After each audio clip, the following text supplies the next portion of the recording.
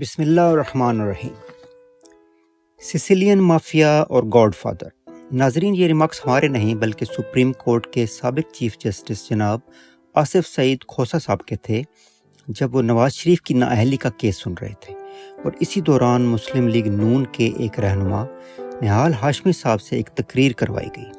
جس میں قابل عزت ججوں اور ان کی فیملیز کو سنگین دھمکیاں دی گئیں۔ ناظرین، سسیلین مافیا کا آغاز 19ویں صدی کے اوائل میں بحیرہ روم میں واقع ایک جزیرے سسیلی سے ہوا،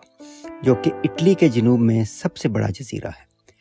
اس جزیرے پر کئی سو سال سے بڑے حکمران اور طاقت کے بھوکے گروہ قابض تھے۔ پھر آمد ہوتی ہے گیبیلیٹو کی، جو ایسے کاروباری لوگ تھے جنہوں نے اس جزیرے کی قابض اشرافیہ سے زرعی زمین لیز پر حاصل کی اور اپنی زرعی اور تجارتی سرگرمیاں شروع کی۔ ان لوگوں نے اپنی اجناس، مویشی، کارکن اور زمینوں کی حفاظت کے لیے مسلح محافظ رکھے ہوئے تھے۔ ان لوگوں نے جان بوجھ کر ایک پلاننگ کے تحت اس اشرافیہ جن کا ان زمینوں پر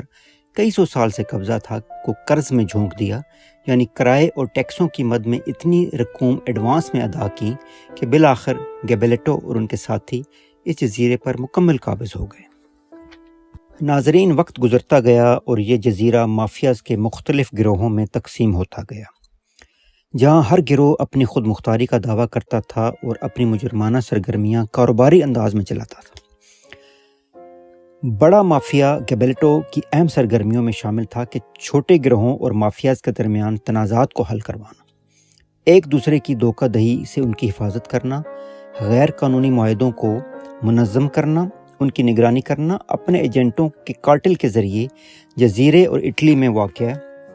قانونی صنعتوں سے بھتہ وصول کرنا اور ان کو تحفظ فراہم کرنا۔ بعد ازاں اس گروہ کا دائرہ کار امریکہ کی مختلف ریاستوں تک بڑھا دیا گیا، جہاں ان کی قابل ذکر سرگرمیوں میں منشیات سر فہرست رہیں۔ اس کے بعد وہ تمام سرگرمیاں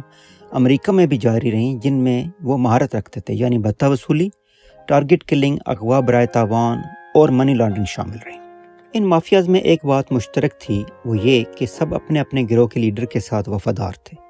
اس کی بات مانتے تھے اور اس کے حکم پر اپنی جان نثار کرتے تھے۔ ان کے اپنے مسلح محافظ ہوتے تھے جن کے ذریعے وہ پولیس، حکومتی ارکان اور عدالتوں کو مسلسل ہراساں کرتے رہتے تھے، یہاں تک کہ ان مافیاز کے ہاتھوں مرنے والوں میں بہت سے دیانتدار پولیس اہلکار، سول انتظامیہ اور جج حضرات شامل تھے۔ یہ نوبت بھی آئی کہ ان مافیاز کے خلاف عدالتی فیصلہ کرنے کے لیے اور ان کے انتقام سے بچنے کے لیے بعض دفعہ جج حضرات اپنے چہروں کو کور کر کے کورٹ میں آتے اور فیصلہ سناتے۔ ناظرین، بدقسمتی سے وطن عزیز کا حال بھی 19ویں صدی کے سسیلین مافیا جیسا ہوتا جا رہا ہے۔ مختلف صوبوں میں مختلف حکومتیں، ہر کوئی اپنی خود مختاری کا دعوے دار، سیاستدانوں کی اکثریت سزا یافتہ اور مجرمانہ سرگرمیوں میں ملوث۔ قبضہ مافیا، بھتہ خوری، اغوا برائے تاوان، مخالفین کو قتل کروانا، میڈیا کو کنٹرول کرنا، مثبت تنقید کرنے والوں کو نشان عبرت بنانا، لوگوں کی اور حکومتی املاک پر قبضہ کرنا، اشیاء خورد و نوش کو ذخیرہ کرنا اور قیمتوں میں اضافہ کرنا، شراب اور قہبہ خانے چلانا، زرعی اجناس کی قیمتوں کو کنٹرول کرنا، غیر قانونی ہاؤسنگ پروجیکٹس کے ذریعے عوام کی جیبوں پر ڈاکہ ڈالنا، حکومتی ٹھیکوں میں خرد برد کرنا، غیر ملکی کرنسی کو ذخیرہ کر کے ملکی روپے پر دباؤ ڈالنا اور ان تمام سرگرمیوں سے حاصل ہونے والی غیر قانونی آمدنی کی منی لانڈرنگ کرنا شامل ہے۔ یاد رہے کہ ٹرکل ڈاؤن ایفیکٹ کے نتیجے میں ان تمام خرافات نے جنم لیا، یعنی اگر ملک کا حاکم یا دیگر طاقتور لوگ جرائم میں ملوث ہوتے ہیں اور قانون کی حکمرانی کو نہیں مانتے تو اس کا اثر نیچے تک جاتا ہے۔ ایک چھوٹا چور یا عام آدمی بھی حوصلہ بلند کر کے جرائم کرتا ہے، یہ جانتے ہوئے کہ بڑے بڑے مجرم ایوانوں میں بیٹھے ہیں اور پولیس جرائم میں حصہ دار ہے، وہاں کون ان کو سزا دے گا۔ جس کا بس جہاں تک چلتا ہے وہ جرم کرتا ہے۔ مسجد کے امام سے لے کر اعلیٰ عدالتوں کے قاضی تک حالات یہاں تک پہنچ چکے ہیں کہ تھانے دار مخصوص تھانوں میں اپنی تعیناتی کروانے کے لیے کروڑوں کی رشوت دیتے ہیں، وہاں آپ انصاف اور رحم کی کیا توقع کر سکتے ہیں؟ بدقسمتی سے وطن عزیز کے اکثر اداروں میں بھی مافیاز یا مافیاز کی سوچ رکھنے والے طاقتور لوگ موجود ہیں، جو اپنی اجارہ داری قائم رکھنے کے لیے کسی بھی حد تک جا سکتے ہیں، جس میں معصوم لوگوں کا اغوا، تشدد اور قتل کروانا، اپنے غیر ملکی آقاؤں سے مل کر منتخب حکومتوں کو گرانا، میڈیا پر کنٹرول کرنا، مخالفین کو بے بنیاد مقدمات میں پھنسانا، اپنے اور اپنے جیسے دیگر گروہوں پر مقدمات ختم کروانا، اور وسائل کی بندر بانٹ کرنا ہے۔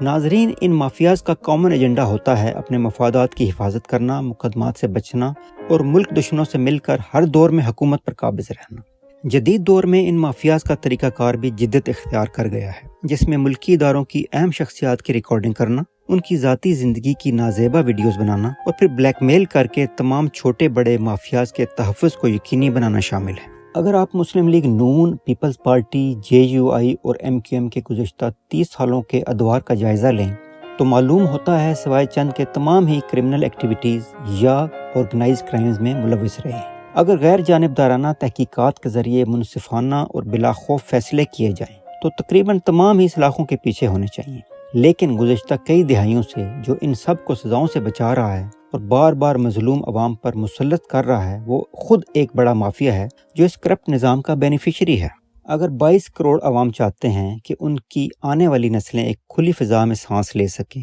ان مافیاز کے جرائم کا شکار نہ ہوں، ایک آزاد، خود مختار اور قانون کی حکمرانی میں پرسکون زندگی گزار سکیں، تو عوام کو بیدار ہونا پڑے گا